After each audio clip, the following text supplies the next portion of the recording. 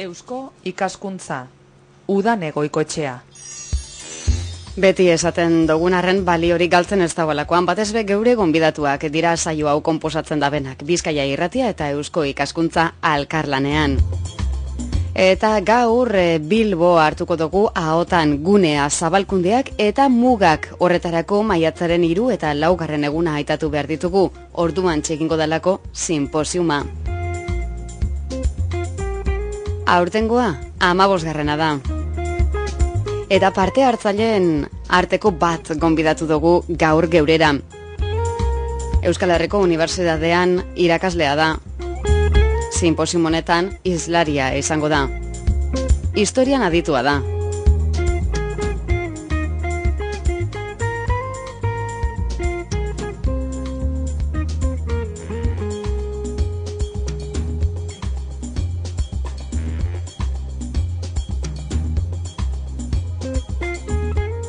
Esandako moduan, sinposiuma hartuko dugu ahotan, horretarako Bilboko Bidebarrieta kulturgunean hitzordua maiatzaren 3 eta 4.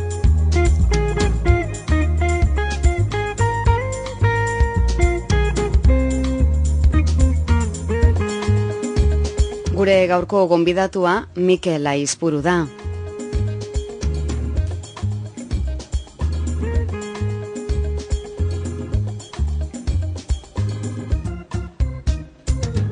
Mikel Aizpuru, ondo etorri zelan gara? Erto, zara esko. Esan dugu atarian, Mikel, beste behin hitzordua daukagun, Bilboko Bidebarrieta kulturgunean, sinposiuma, aurtengoa 15. izango da, eta hainbat aditu, hainbat ulertu, ibiliko zarie Bilboren jiran, besteak beste zu. Berehala aitatuko dugu, zeure berbaldia, hizkuntza hartuko dozulako ahotan, baina urterik urte egiten dira berbaldi honek, eta hausnarketak egiten dira, gero hori liburuetan jasoten da, eta porka-porka moten dago ez da, Bilboren historia, alde desbardinetatik jasoz biribilduz doala.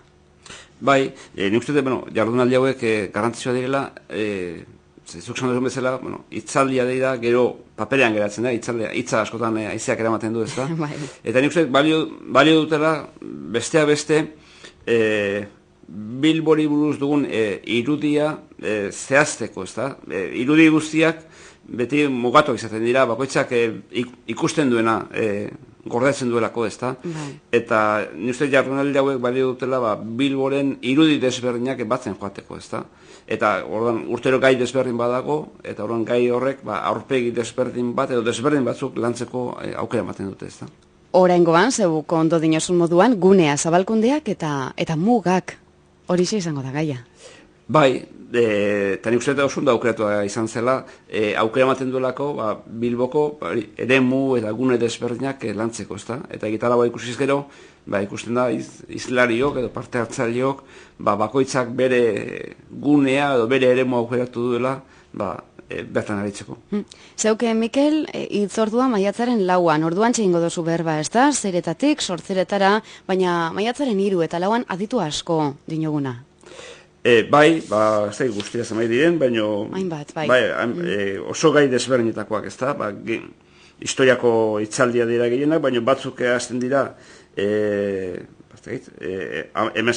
mende hasieran, eta gehienok, 20. mendea lantzen dugu, baina batzuk oso etxominan solan hitzaldia 2009 bukatzen da, ez da? Orduan oso gai desberdinak, eta bereziki 20. mendeko historia lantzeko. Zuk hizkuntzaren eremuak, Bilboko Euskaldunak 1920 urtean izenburuko komunikazioa aurkeztuko dozu, Mikel. Konteko zu hau, lan hau nondik datorren, nondik abiatzen dozu? Bai, ni bere ez naiz ez bilbotarra eta ez bizkaitarra, naiz da hemen bizi aspalditik. Nik tesia egin nuen Gipuzkoako abertzaletasunari buruz, eta gaia ikatzen ari nintzela, Eusko Deia aldizkarian ikusi nuen nola zabaltzen zuten, egin zela Bilboko udal errolda, eta hor ematen zituzten hainbat datu Bilboko euskaldunei buruz, ez da? Orduan, aspaldi urte asko dira, ez dut esango zamat, egin nuen fitxa bat, ze datu interesgarria, sartu nuen kutxa batean, eta esan nuen, bueno, norbaitek landuko du kontu hau, ez da, eta urtean poderioz, beti buruan eduki dut, norbaitek landuko du, eta ikusi nuenean jardunaldi hau zeudela esan duen, bitu, hau da aukera ona neu lantzeko, beste inok ez dulako egin, ez da. Eta gero egia esan, ikusi dut, Aitor eta Pedro Zuberogoitiak egin zuten liburu eder bat Bilboko Euskaldunei buruz, eta bertan aipamena baino ez dute jasotzen. Berak aipamen hori badute, baina ez dute landu hor da saltzen diren datuak, ezta? Eta hain zuen nik egin dudana da, datu horiek landu, udal errolda horretan azaltzen dena, ezta? Zuk dinozu, hainbat lan egin dira euskararen geografia historikoa hobeto ezagutzeko, baina ikerketa batzuk ezintasun nabarmen bat daukiela. Euskal hiztunen azterketa estatistikoa lantzeko tresna eta datuen gabezia. Horixe dinozu, Mikel, baina Bilbo ia salbuespen bakarretarikoa dela. Zezan gura dozu horregaz? Bai, mendeetan, eta bereziki azterketa estadistikoek garrantzi izan duten garaietan, hau da, 19 eta 20 mendeetan, duela oso gutxi arte, 1980 arte, udalek edo gobernuek egiten zituzten erroldetan, galdetzen zen pertsone bazekiten irakurtzen eta idazten, baina zen galdetzen 6 hizkuntza hitz egiten zuten. Eta horren ondorioz, gure kasuan, ezin dugu jakin, zenbat euskaldun zegoen Euskal Herrian. Bai, zenbat ez egiten erderaz irakurtzen eta idazten, baina zenbait euskaldun zegoen, ezta? Eta ezin izango zaigu hori berreskuratzea. Bere sasoian, 19. mendean, adibidez, Ladislau Belaskok, egin zuen olako estadistika hitza ez du, merezi, berak egin zuen olako kalkulo bat, jendeari galdetuz eta non hitz egiten den euskeraz, non ez, eta olako porzentai batzuk atera zituen, baina ez dute balore estadistikorik. Da, guk gaur egun egingo genuen bezala, Bilbo zenbait euskaldun daude. Kalean entzuten duguna, eta hortik aterata ez da. Eta aldiz, eta hori da, 1980 urterarteko egoera. Ordura arte, eman diren datuak, ez dira datuak, dira usteak. Eta ustea bakizu, erdia usterizatzen dela, ez da. Eta aldiz, Bilbon, 1980 oso gauza bereziak gertatu zen. Eta da, udale, 10 urtetik behin udal errolda egin behar da, eta 1980 urtean, Ramon Egia izeneko zinegotzi jeltzale batek eskatu zuen, Bilboko errolda egiteko orduan, galdetzea jendeari euskeraz bat otez egiten, ala ez. Zala partatzuk egon ziren udaletxean, batzuk ez zeudelako oso ados galdera hori egitearekin, baina azkeren onartu zen, galdetu zen, datuak bildu zituzten, eta handik denbora batera, azterketa bat egin zen datu horiena, zenbaketa bat, eta argitaratu zen. Eta, oso momentu berez izan zen, 1922an egin zen zenbaketa hori, Bilbok graba handioak izan zuen orduan, burnigintzaren inguruko langilena, eta orduan greba horrek apaldu egin zuen bestelako notizien hogei hartzuna, eta hor gelditu zen. Datuak hor zeuden, baina inoak ez zituen landu edo beste lehentasun batzu zeuden, eta egon dira hor gordeta, orain arte. Orain arte, eta esku artean daukazu zeuk.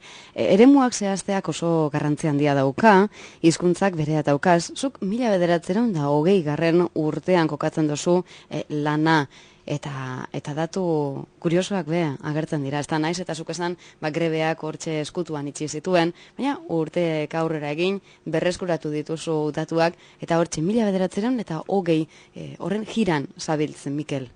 Bai, datuak zituta guztiak emango ze, asko ditugu eta nazketarako aukera emango lukete, baina, garrantzitsuna oso nabarmena da. Urte horretan, gutxura bera Bilbon 20.000 euskaldun bizi ziren, horrek zen nahi du, biztanleriaren 18% inguruan mugitzen zela. Horietatik, eta oso datu deigarria da, ia 8.000 gizonezkoak ziren, eta 12.000 emakumezkoak. Eta hor, badago, desoreka nabarmen bat, eta guk uste dugu oso azalpen simplea duela. Hor sartzen dira, Bilbon lan egiten zuten neskame asko. eta horretik emakumeen aldeko desoreka hori. Horietatik, 20.000 horietatik, 6.000 inguru Bilbokoak dira, Bilbon jaiotakoak, beste ia 10.000 bizkaitarrak, eta gero oso, ikusi nituen oso datu deigarriak entzitezkidenak, ezta? 2006 Gipuzkoarrak dira, Naparrak 274, 700 arabar, eta beste 400 lagun beste tokiatutan jaiotakoak. Eta orduan, oso nizue datu guztia direla deigarriak edo esanguratxoa, baina nire geratu nintzen, 700 arabar euskaldun, Naparra baino gehiago, beti gu Naparro euskaldunago jotzen dugunean araba baino, eta gero 400 lagun kanpokoak, ez da? Eta orduan, hori izan zen beraik atera zuen laburpena, eta guk egin duguna da, Bilboko udalaren Euskara Zerbitzuaren laguntzarekin, datu horien erroldaren usteaketa osoa.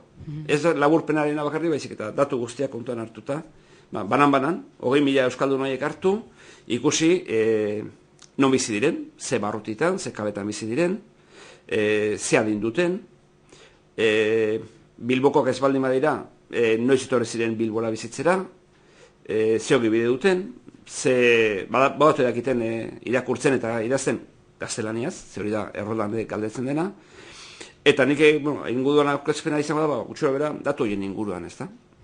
Ze ondori atera daitezken urtik. Eta zeintzuk atara daitekez, Mikel?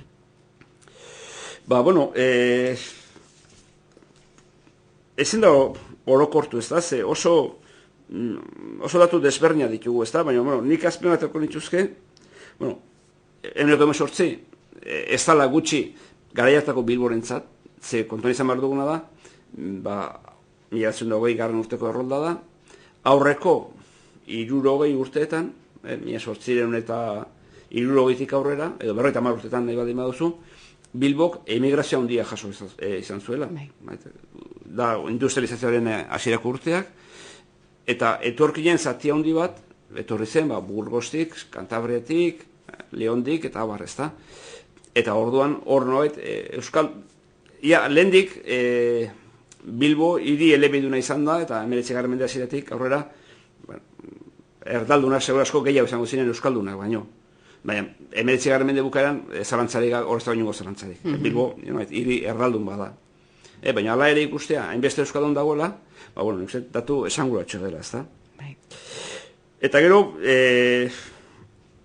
gauza bitxia daude, adibidez, euskaldun gutxien dauden auzoa dira, Bilbao la Vieja, San Francisco, Cortes, baina era berean dira Bilbon jaiotako euskaldun gehien dituztenak. Proportzioan, adibidez, Bilbao la Viejan, 1.200 euskaldun daude, baina horitatik 513 Bilbon jaiotakoa dira.